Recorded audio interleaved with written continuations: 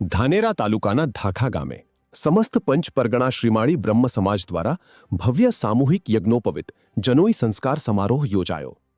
ધાખા ગામે Kirtibhai N ત્રિવેદીના farm house ખાતે વિશાળ સમિયાણા હેઠળ યોજાયેલા આ કાર્યક્રમમાં અંદાજે 80થી વધુ બટુકોએ વૈદિક મંત્રોચ્ચાર વચ્ચે જનોઈ ધારણ કરી હતી।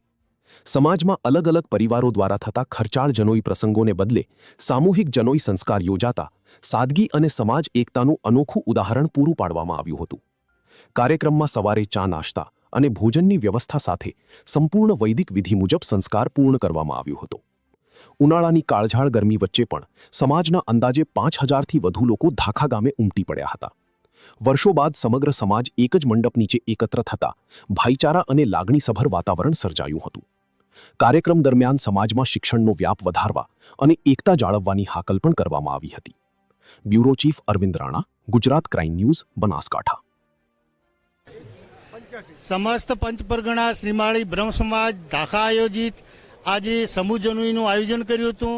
આ સમૂહ જનોઈમાં લગભગ 85 બટુકોએ ભાગ લીધો અને આખા ગુજરાત અને રાજસ્થાન ભેગા થઈને લગભગ 4000ની વસ્તી હાજર રહી। આ બટુકોને આશીર્વાદ આપ્યા અને ભોજન પ્રસાદીનો લાભ લીધો અને ધાખા ગામની પવિત્ર જમીનને પાવન કરી।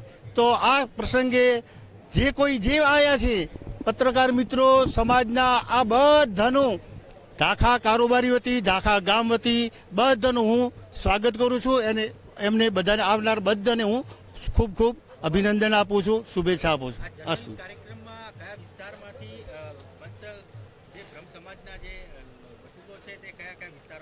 લગભગ ગુજરાત અને રાજસ્થાન બે વિસ્તારના છે, પછી ભલે બોમ્બે રહેતા હોય પણ આ બાજુ ભીનમાળ છેલ્લો અને આ બાજુ ધાનેરા સુધી મુંબઈ ભેગો।